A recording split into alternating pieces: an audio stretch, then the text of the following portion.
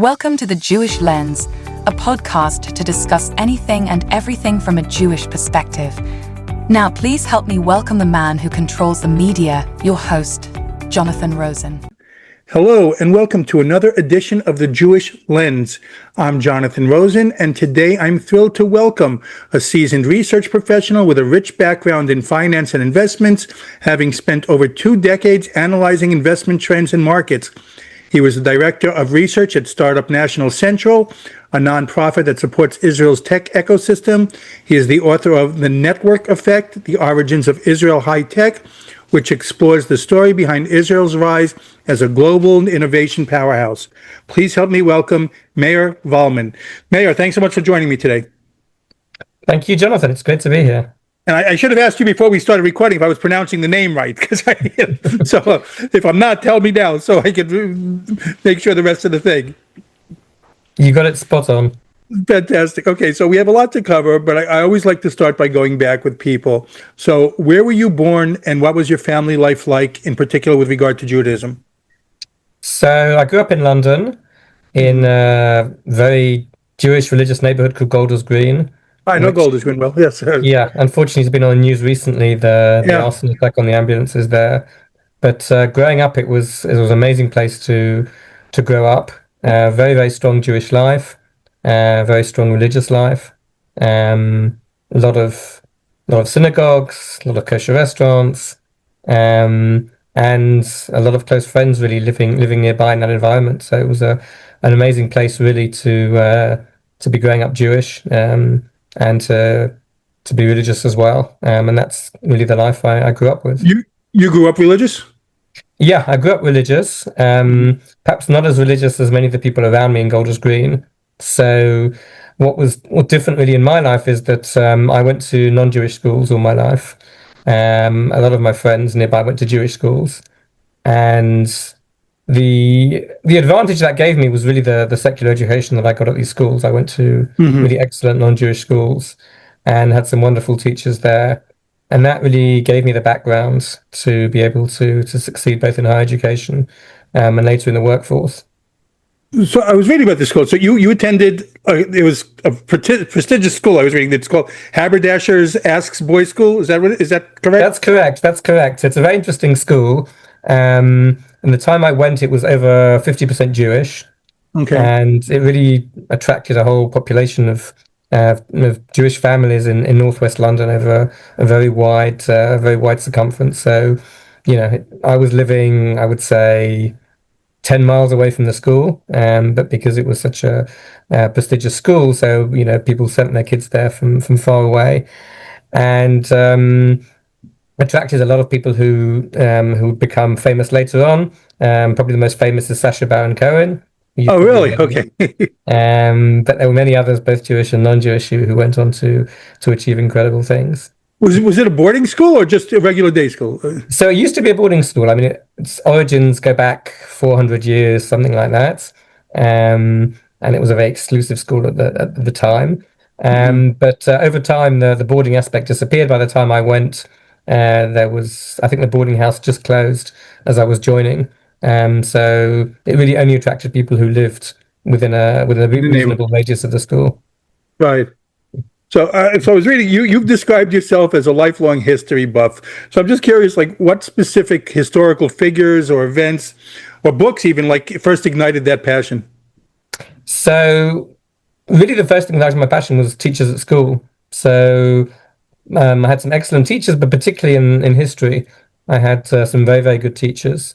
And one in particular had a real obsession with military history, and particularly with World War II and then later the Cold War. So we studied quite a lot of that at school, and I read many, many books on World War II. I'm now catching up on all the Netflix series that have now been done, kind of restoring the old black and white films into color that also cover that same period, which was really wonderful. And I think that's kind of where things got started. That's just that sense of a history that was very recent, that was really my parents' generation, and being able to understand what happened there by having it described to me by brilliant teachers. Um, and then when I got to university, they force you to do a bit more history, which is further back. So I ended up doing 17th century English history, which I studied at some point in school, but many years previously didn't really understand it so well. And that really kind of sparked a huge interest in history because it's a totally different type of history. There's much less direct information that you have. You're working from very limited archives, but there's great work for historians to do there precisely because of that. So there's various patterns and arguments that kind of can be uncovered by doing good historical research work. And that's when I realized, if there's areas that are untouched that haven't been looked at, then there's huge potential for historians to come along and do that work. So unlike World War II, which has been so heavily covered, and even despite that, there's still people writing new books, but in some of these less covered areas, there's really room for people to come along and discover new things about those periods that hadn't been discovered before. I mean, grew up the same way. I'm a huge history buff, and my father and my uncle were history teachers as well. So it was like kind of pushed into me a little bit too. But I just eat up books, documentaries, anything doesn't matter what it is, anything historical. So I was reading for a time you were like a financial sector journalist at London Financial News before moving into investment analysis as well as focused on Israel. So what prompted that shift? What made you decide I want to go there to do that? The move to Israel you're talking about, or the move? No, first you started focusing investment analysis on Israel when you're doing other things before. Yeah. Okay. Yeah. So just kind of finishing off what I was saying before. So I was always, such a big fan of history that I actually thought about taking it further. So I did my first degree, I did a master's, and I was thinking of going down the research route, doing a PhD, maybe moving into academia. And that didn't really work out. And so I was trying to figure out what to do next. And someone suggested to me, well, a lot of people with history degrees in England are going into finance, and particularly research areas in finance or writing about finance. So that was what really kind of pulled me into the journalistic sphere. It was a way to learn about the financial world. I was a financial journalist specifically. So it was a way to learn about the financial world, write about the financial world, and get an education in that world by asking questions and by trying to understand, what's going on in particular areas. So, I enjoyed that a lot. And then I decided I wanted to make Aliyah. And so once I decided on that, it was really a question of, what's going to be the best thing for me in Israel? How am I going to be able to manage? So, to do the same thing in Israel would have been tricky. Would have had to have had a very good Hebrew, which wasn't really good enough at the beginning. But there was no one thing that made you say, I want to move to Israel? It's just, this was something that you wanted to do? It was something that I would say began maybe in my mid-teens. Okay. I've been to Israel, I'd say the first time I must have been about 9 years old. And at that point, I wasn't sort of particularly enthused about it. It was obviously a country that was as important as part of the fact that I'm Jewish, but it wasn't something I ever kind of thought about moving to. And then in my mid-teens, I went on a tour of Israel with the Bnei Akiva youth movement, and saw the country in a totally different light. And I just said to myself, this is the place really that I want to be, that I need to be, as a kind of fulfillment of what I believe in and what I do. And so I spent the next 10 years really planning that, and so when I ended up in finance, so it was natural to look for something in Israel that was finance related, where I could use my experience. And also people in Israel had told me finance is a developing sector in Israel. There's not that many people with experience. If you come from England with some kind of experience, you should have got good opportunities there. So it was a time when finance was booming, both in the US and the UK. And Israel was gradually starting to develop a financial sector. And there were a lot of Israeli companies that were going public. And so you had a lot of Israeli brokerage companies that were starting to emerge, starting to work with Wall Street. And what was the biggest culture shocks? Also, I'm going to get back to the finance. Well, just what are the biggest culture shocks, both for personally and I guess about the financial scene that you had when you first moved? Um, the fact that it was so laid back, I think that was the biggest thing. So finance in London is a very serious business, very highly regulated, and the most important thing is that you do things according to the rules very carefully and according to whatever the organization says. This is how we do things. And in Israel, as I think in many areas of life in Israel, it's much more about what do we think is going to work? What should we do? So they were the company I worked for in Israel. They were kind of busy making things up as they went along, but there was a problem because this was actually was the first Israeli brokerage house to do research in English, aimed at the English speaking world. So they had an office in London. They also had an office in New York, and they'd hired me precisely because I was a native English speaker to produce research for them, which then they could sell to their clients in the US and in the UK. And so the US and the UK people would keep going mad at them and saying, you can't do this, you can't do that. Do you know US regulations? Do you understand how things are meant to work? You just can't do things like that. And the Israelis were like, it's okay, don't worry. These people, they get very uptight in these countries, and they tell you all these things. Don't worry, by the next week they'll have forgotten about it. This is what works. Just follow what we tell you. I'm still kind of on the. I'm amazed that you said that so many people that were in history majors just went into finance. I did not, at first glance. I mean, I don't see the connection originally, but then later on, now you're talking about, I can see that. So I read also. So you became director of research. Is that the same place you're talking about at the Startup Nation Central? Oh, so no, this was much earlier. So my first job in Israel was in a brokerage company, as I mentioned.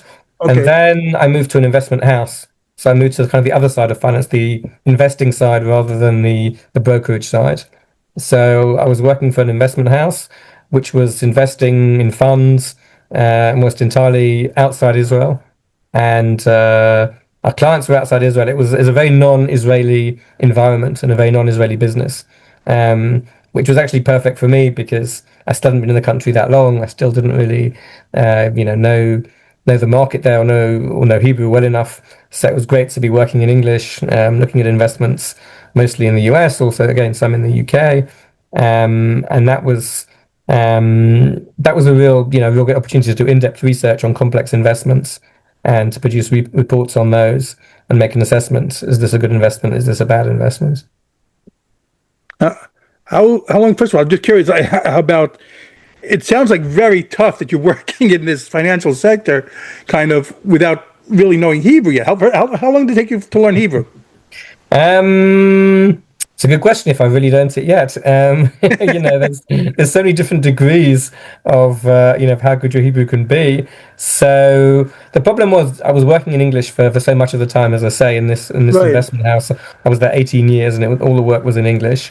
And I spent my time living here, living in very English-speaking towns and neighborhoods. So it never really pushed me. So my Hebrew was, basic and fine. I could get by with it, but it wasn't at the level that it should have been really, and to be able to speak a kind of native level Hebrew. So that really only changed when I started working in Hebrew, which was when I left this investment house and started working for Startup Nation Central, which was an entirely Hebrew-speaking environment. So how tough was that for you when you first? Yeah, I mean, it was just different. I just wasn't used to it. So, I could understand most of what was going on, but people were talking at a fast pace. People were, assuming a kind of certain level of Hebrew, and I had to just kind of, quickly use different parts of my brain to get used to the fact that this was happening, and figure out that if I could understand 90% of the words people were saying, I could probably figure out 100% of what they were saying. But I had to get to that 90%, so it was a huge adjustment. Fortunately, everyone there had a very good English. There was that was kind of one of the requirements to work there. So even if I couldn't understand, I can kind of push people and can ask people afterwards, did I miss something there? What they say? Okay. No, they're very sympathetic. I mean, there were people there who had worse Hebrew than me, so they were very sympathetic. And, Yeah, I lived in Israel 2 years and went to yeshiva, and I still don't know Hebrew fluently. It just very basics also still. So what were your responsibilities at Startups Nation Central? so I became the director of research. So we had a department which produced research on different sectors within high tech. So we'd have an analyst focusing on cybersecurity, an analyst focusing on fintech, an analyst focusing on digital health, etc. And we produced research reports on what was happening within that sector. So how much investment was going on, what were the trends in terms of subsectors, all kinds of things like that. And we'd write these in-house. We would send them out as widely as possible. And the aim is really just to promote Israeli high tech. So the aim was, who are the investors out there who are interested in Israeli digital health, for example? Who are the multinational companies that might come here and invest in a digital health company or buy one, and get these reports out to them, establish a dialogue with them, and encourage them to understand it better. And we felt this was a huge competitive advantage for Israel if we could produce this research, because if they were looking at any other country, maybe there was some kind of information, but it certainly wouldn't be in the same depth as we were producing. And so that would encourage them, if they were kind of on the fence thinking, what should we do? Then they could find exactly the information they were looking for about this particular sector, or about even particular companies in the sector. We could advise them, these are the ones you should be looking at. Are you still there? Are you still working with them now? No. I left there 4 years ago. Okay. So, because you've been doing, you've been doing this a long time. So you looking back, like at least 25 years in finance and research, so I'm just curious, like what fundamental shift in Israel's innovation ecosystem, from the dot-com era to today, and today has like a lot of AI and defense tech as well. So what has surprised you the most with Israel's, from their gradual, I guess, let's say their, innovations and all the technology that they use now? What surprises me the most? Yeah. Did you say? What has surprised you the most? What surprised me the most? So, what's interesting is we always tend to look at the way things are today and extrapolate backwards and assume kind of it was the same many years ago, just on a smaller scale. But really it wasn't. It was very different. So today, the biggest sector in Israeli high tech by far is cybersecurity. And it's been so for, I don't know, maybe the last 10 years, maybe slightly less. And a big part of that, well, first of all, what really kicked that off was Checkpoint back in the 90s. Checkpoint really pioneered the industry. So it wasn't just an Israeli company there at the beginning. It was an Israeli company created the industry. And that's very significant.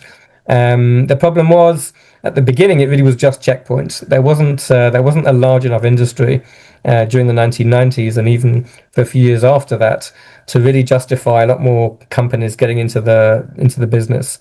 And that began to change around 2009, 2010. You have the Stuxnet virus. You remember in Iran, which blew up the centrifuges there, and then suddenly every large company began to panic, and they all started looking for cybersecurity solutions.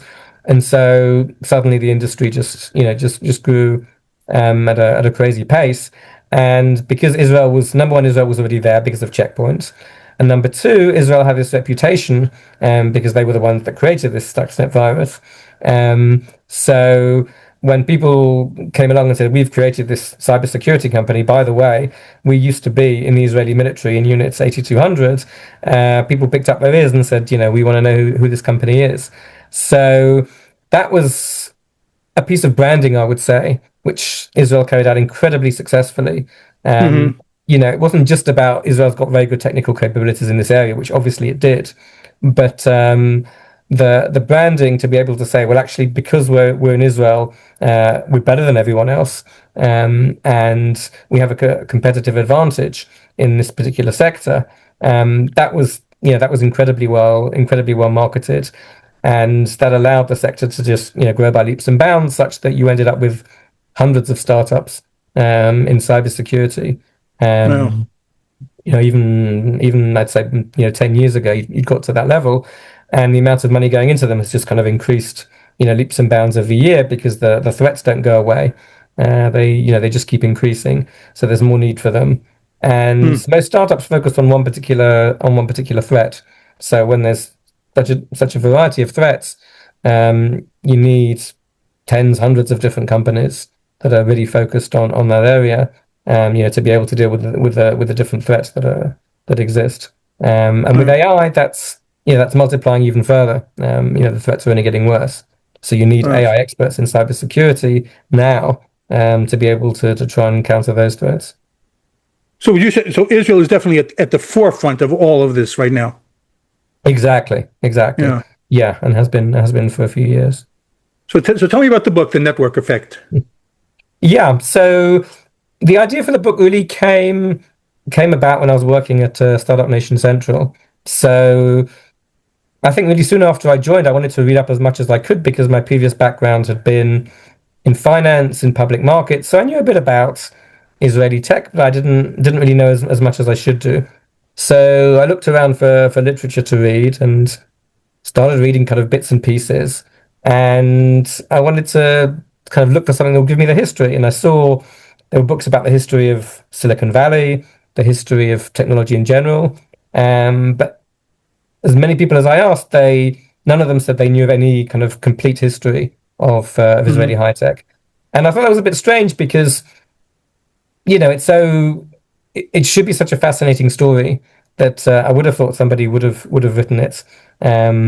It's so unlikely that Israel of all countries would produce this dynamic, successful high tech center, and it didn't seem like anyone had really decided to go into that route. You had Startup Nation, which obviously everyone's read, which is an amazing book, and Startup Nation focused kind of on the why Israel question, which it answered very well, and it touched on certain history things, but it wasn't really a comprehensive history of Israeli high tech, and it wasn't meant to be. That wasn't the aim of the book.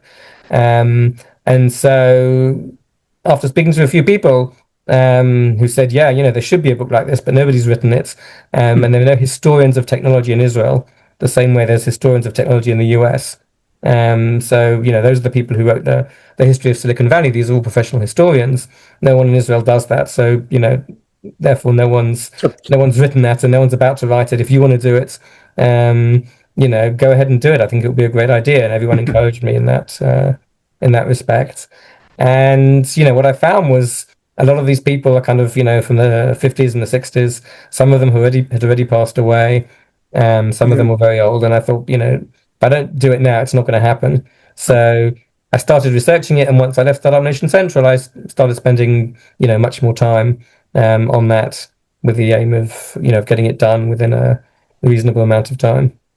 But you did like approximately like it was 150 interviews, like over 3 years, right? So yeah.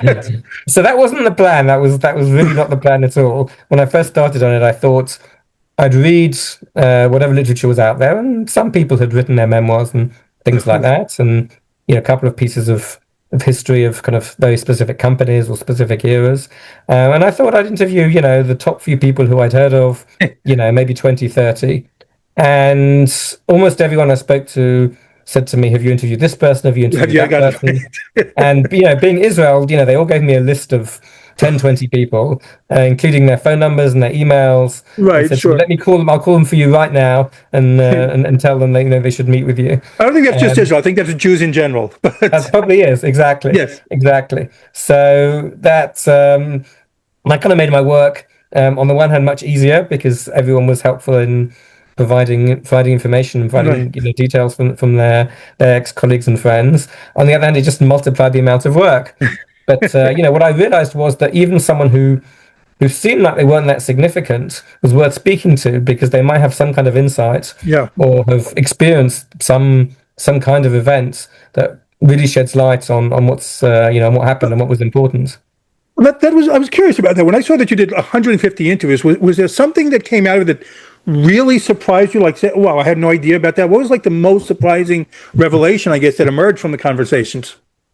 So yeah, absolutely. I mean, that's kind of what led to the theme of the book, which surprised me. Which some of it came out of the conversation, some of it came out of things that I read about people who are no longer alive. But the real thing that did surprise me was that almost everyone who was involved in Israeli high tech in the early years, meaning kind of starting in the early 1960s through to the late 80s, spent some time abroad. And this was something I hadn't expected. What I'd read kind of until that point was about these great Israeli heroes who'd done it by themselves, who were geniuses, who knew how to cut through all the obstacles that were in their way. Because they'd been in the army, and Israel's in such a precarious situation that you just have to fight to survive in Israel. And I thought everything was kind of based on those qualities. And what I discovered is that, as I say, almost everyone had spent time abroad, and those years abroad were their formative years in terms of the experience that enabled them to succeed in tech. So you can read it between the lines, but almost every single one of them I spoke to was quite open about it, and they said, yes, that period I spent abroad, which was in the majority of cases was in the US. I learned there about business. I learned there about high tech. I learned there about how to be a successful manager. I learned about marketing. I learned about sales. All these things we never learned in Israel. So I learned technical skills in Israel. I learned certain leadership skills in the army and things like that. But all those business skills and what a business should look like, I learned all of those while I was abroad, and I managed my business later when I came back based on what I'd learned abroad. So the interesting thing about the book is you have the network effect, and it's not just about the technology, but it's like in human connections too that you have. So it's across academia, military, and all different industries. So just drawing from your own career, you've also done a lot of like finance, tech, and historical research. So just how personally resonant was that theme for you, just you having that interacting with all these people? So it was very ironic, to be honest, because I've always been a terrible networker myself. I've always found that when it comes to when you need someone, you need your network to kind of work for you. I haven't really had a network in place that I should do, and I've kind of been aware of that.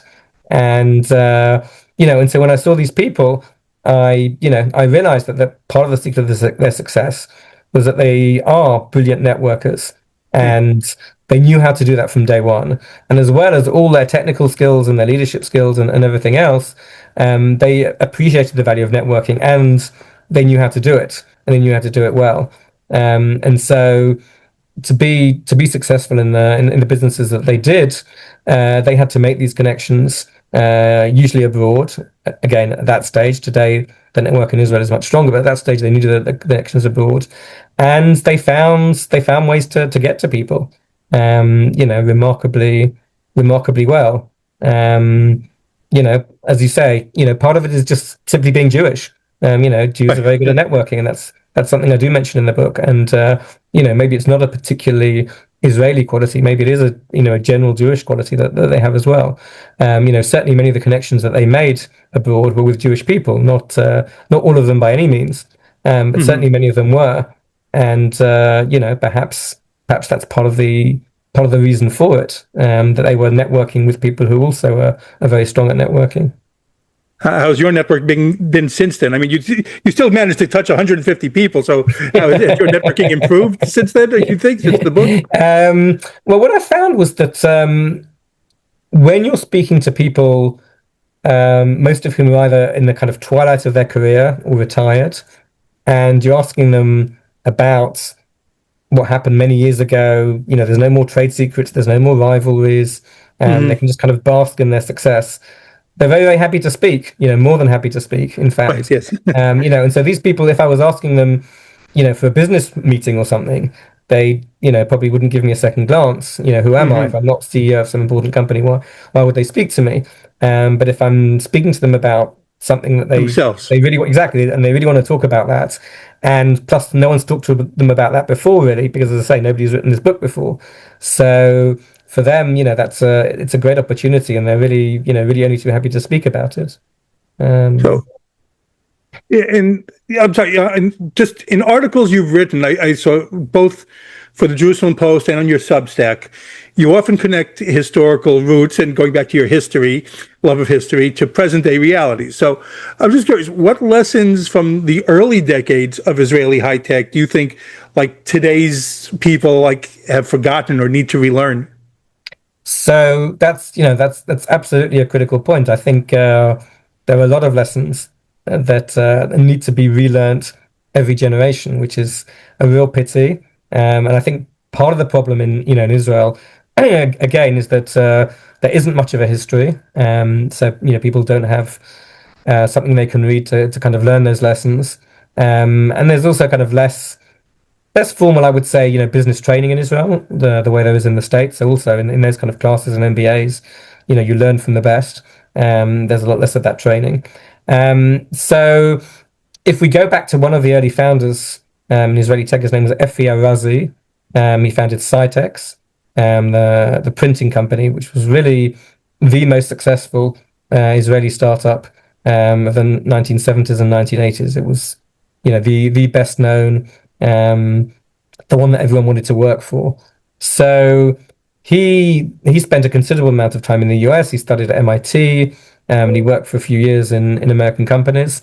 And he was technically brilliant. He loved building things himself, and so he always made sure his tech was state of the art, and that was a very important part of what he did. Like most Israeli founders, but unlike most Israeli founders, he grasped business very successfully very early on. That was one of the secrets to his success, and so he writes in one of his company periodicals about how IBM and other successful American companies, says they weren't founded by engineering geniuses; they were founded by marketing geniuses. And every large company is the same in that respect, and therefore we have to put our highest efforts in terms of marketing, which is exactly what he did. And he said the same thing about sales. He said the same thing about customer service. Their customer service was considered by far the best in the business. And these are things that so many Israeli founders are really unaware of. It was kind of forgivable back in those days to say, well, if I build the best product, I will have the most successful company. In those days, not everyone understood that wasn't enough. Today everyone should know that. But unfortunately, again, in Israel, they don't necessarily know that. So they think, if I'm just a good engineer, I'm good technically, my product's the best, how can I not succeed? And they get shocked when they get bulldozed by, some other competitor whose product is clearly inferior. But they're just, far better at marketing. Right. Far better at doing the sales process, far better at customer service, and they're not even close. And so these are all lessons that he learned early, and that's why his company was successful. Good. And I think every Israeli founder today should go back and study what he did as a case study and learn. I think it's from important that. in any industry, yeah, to look back like that. So, what do you see as the future? What do you see in the near future and the far future for like Israeli tech? So in the near future, we're going through quite a change at the moment, I would say. We've seen the emergence of defense tech as a sector just over the last 12 months. Partially because of what's just happening globally. Defense tech has emerged as a sector, in the US as well. And also partially Right. just because of, what's been happening in Israel since October the 7th. And I find that particularly interesting because in the early years, most of the founders who were involved in Israeli tech came from a defense background. So Efi Arazi, who I mentioned, spent many years, Right. working in the tech sector. Preceding him was a guy called Uziel Galil, who founded Elron, which was Israel's first high-tech company, which also was initially focused on defense. So both of those two were focused on defense initially, as were a few other companies. And it totally failed as a business. They simply couldn't get the business model to work in terms of working with the army, getting enough orders, getting the Ministry of Defense to be able to work with them successfully. There were just a whole host of issues, so they all moved into civilian fields, and that's when they became successful. They found there were a lot more customers. They found it was easier to mass produce, And so defense tech in Israel kind of just didn't really exist for a long time. You had Elron eventually became a successful, defense company, but that was kind of really the only one, and there weren't a lot of startups going into that area.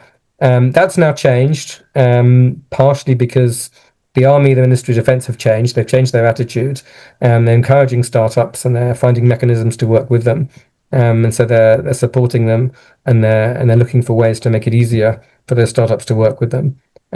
So that's helping the burgeoning defense tech sector.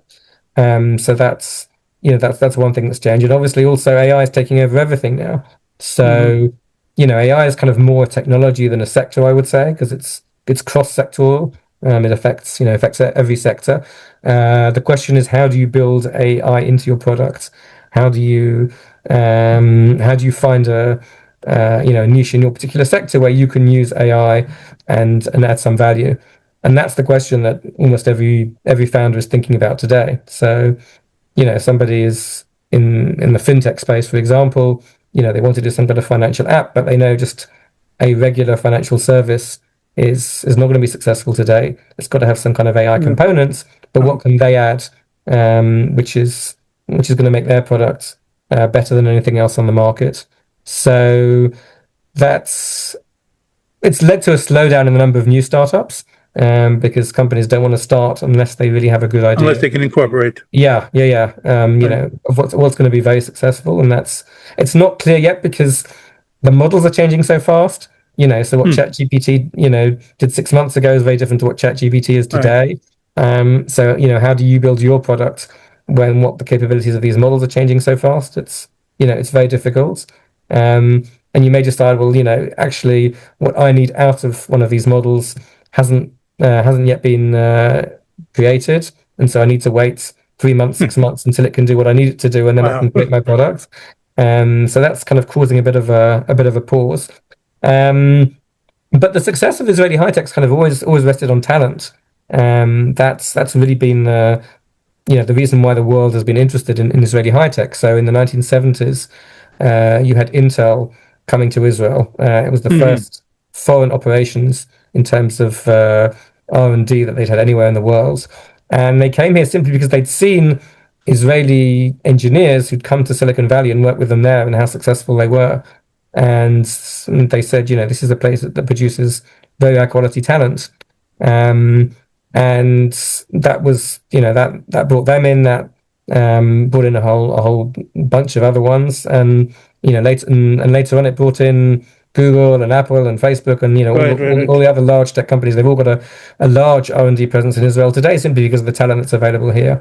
So long as Israel has that talent, that's going to be a magnet for the largest tech companies, and that kind of inevitably leads to people who split off from there and say, very nice, I've learned some great skills here, and I want to do my own thing, right? And Israel's a great environment for that. So I see that continuing in the long term, because that never really goes away. You can kind of almost look at the history of technology as a whole as the search for talent and the shortage of talent. Whenever there's a big boom, you just simply can't find enough talent in the US or in your domestic country, and you have to go abroad. And Israel so often turns out to be that place where you can find that talent. So long as the most talented people, are going to high tech in Israel, there'll always be demand for their services, and that doesn't seem to be changing in any way.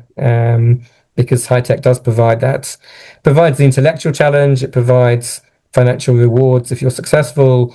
It rewards you if you work extremely hard, which is what these people want to do. It's something a skill they've learned in the army, and so I think the sector will continue to expand. How far it can expand, what are its limits, how many people it can incorporate into the sector is a kind of open question. We really don't know. The population is expanding, so you'd imagine that the absolute numbers should keep growing all the time, but we simply don't know when we've hit our limits. And what's next for you? For me, so I'm hoping to publicize this. The book's coming out in July in the US. So I'm hoping to go on tour with it sometime later this year, war permitting and flights permitting, Right, and right. all those kinds of things. But I'd like to kind of bring it to a wider audience, open a wider discussion, and I'd like to be kind of up there in there, talking about these ideas, spreading these ideas, both within Israel, as I say, to kind of help improve the sector to learn these lessons, Hmm. but also globally. I think there's many lessons Yeah. that many other tech sectors can learn from, can incorporate um, into their own sectors, and maybe a sequel because I ended up It's always things that keep going. Right. Yes. I ended up finishing the book in I think around 2004, 2005 because I'd simply written Wow. too much, Right. and the plan had been to bring it to the present day. There was just too much material, so I kind of stopped there and I said, okay, if the first one is successful, I'll do the next one and fill in the gap of the next 20 years. So maybe I'll get around to doing that because that next 20 years is very different to the kind Oh, of of course. previous I'm years that I sure. covered. So there's so much to cover there as well, and in that case, almost everyone is still alive and around, and there'll be much more information Maybe I can 300 take interviews in. this time. So how can people follow you on social media? Yeah, so I'm on my main two social media accounts are LinkedIn, Mhm. where I post regularly at least once a month, and also on Substack I have a newsletter, which is about some of the people who I write about in my book, the pioneers of Israeli high tech, and it's a free newsletter, and it kind of mentions some of the people I mentioned in the book, sometimes in more depth than I do in the book. Um, and that's going to kind of keep going for a while, and I'm going to try kind of write more broadly as time goes on. At the moment I'm kind of just focused on this particular period and on Right. history, but I'd like to write about tech more broadly, um, as time goes on and I gain more knowledge. That's the aim. Well, good luck with the book. I hope this does great. Very fascinating subject for me. I very interested in this, but I want to thank you for coming on today, and like I said, good luck with it. So, well, all right, Great. I'll sign this off now. Okay, Thank you this very has much been indeed. this has been the Jewish Lens. I'm Jonathan Rosen. Again, a very special thanks to Meir Valman, and the book is The Network Effect. And please like, comment, and subscribe. Thanks for tuning in to The Jewish Lens, where all items used was strictly kosher.